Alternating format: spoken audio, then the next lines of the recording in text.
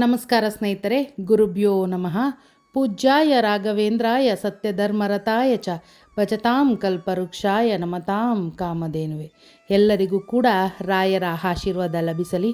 ಸ್ನೇಹಿತರೆ, ಶ್ರೀ ಗುರು ರಾಘವೇಂದ್ರ ಸ್ವಾಮಿಗಳ 353ನೇ ಆರಾಧನಾ ಮಹೋತ್ಸವ ಈಗಾಗಲೇ ಶುರು ಆಗಿದೆ ಅಂತಲೇ ಹೇಳ್ಬೋದು. ರಾಘವೇಂದ್ರ ಸ್ವಾಮಿಗಳ ಸನ್ನಿಧಿ ಮಂತ್ರಾಲಯದಲ್ಲಿ ಈಗ ರಾಯರ ಆರಾಧನೆ ಮಹೋತ್ಸವ ಸಂಭ್ರಮದ ಮನೆ ಮಾಡಿದೆ. ಇಂದಿನಿಂದ 7 ದಿನಗಳ ಕಾಲ ಧಾರ್ಮಿಕ ಸಾಂಸ್ಕೃತಿಕ ವೈಭವವೇ ಮಂತ್ರಾಲಯದಲ್ಲಿ ನಡೆಯಲಿದೆ. ಶಿಲಾಮಂಟಪಕ್ಕೆ ಭಕ್ತರು ನಿರ್ಮಿಸಿರುವ ಸ್ವರ್ಣಲೇಪಿತ ಕವಚ ಈ ಬಾರಿಯ ಆಕರ್ಷಣೆಯಾಗಿದೆ. ಭೂಲೋಕದ ಸ್ವರ್ಗದಂತೆ ಮಂತ್ರಾಲಯ ತಯಾರಾಗಿದೆ ಅಂತಲೇ ಹೇಳ್ಬೋದು. ಕಲಿಯುಗ ಕಾಮಧೇನು ಮಂತ್ರಾಕ್ಷತೆ ಮಹಿಮೆಯ ಮಹಾಪುರುಷರು ಶ್ರೀ ಗುರು ರಾಘವೇಂದ್ರ ಸ್ವಾಮಿಗಳು. 353ನೇ ಆರಾಧನಾ ಮಹೋತ್ಸವ ಸಂಭ್ರಮ ಮಂತ್ರಾಲಯದಲ್ಲಿ ಕಳೆಕಟ್ಟಿದೆ. ಇವತ್ತು ಸಂಜೆ ಧ್ವಜಾರೋಹಣ ಮಾಡುವುದರ ಮೂಲಕ ರಾಯರ ಆರಾಧನಾ ಮಹೋತ್ಸವಕ್ಕೆ ಶ್ರೀಮಠದ ಪೀಠಾಧಿಪತಿಗಳಾದ ಸುಬುಧೇಂದ್ರ ತೀರ್ಥರ ಸ್ವಾಮಿಗಳು ಚಾಲನೆ ನೀಡಲಿದ್ದಾರೆ.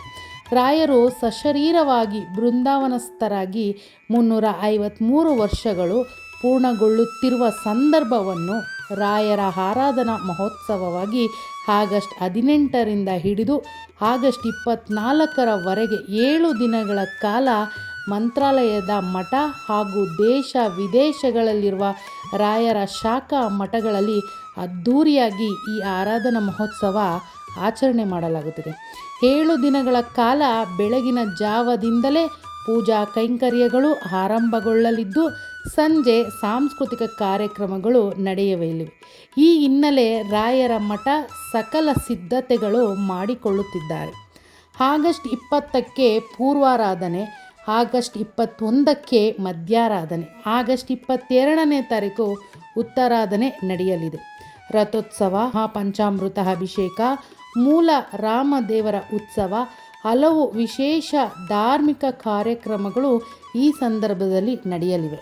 ಈ ವರ್ಷದ ರಾಯರ ಆರಾಧನೆಯಲ್ಲಿ ರಾಯರನ್ನು ಪೂಜಿಸುತ್ತಾ ಅವರ ಸೇವೆ ಮಾಡುತ್ತಾ ಅವರ ಕೃಪೆಗೆ ನಾವೆಲ್ಲರೂ ಕೂಡ ಪಾತ್ರರಾಗೋಣ ಅಂತ ಹೇಳ್ತಾ ಎಲ್ಲರಿಗೂ ಕೂಡ ರಾಯರ ಆರಾಧನೆಯ ಶುಭಾಶಯಗಳು.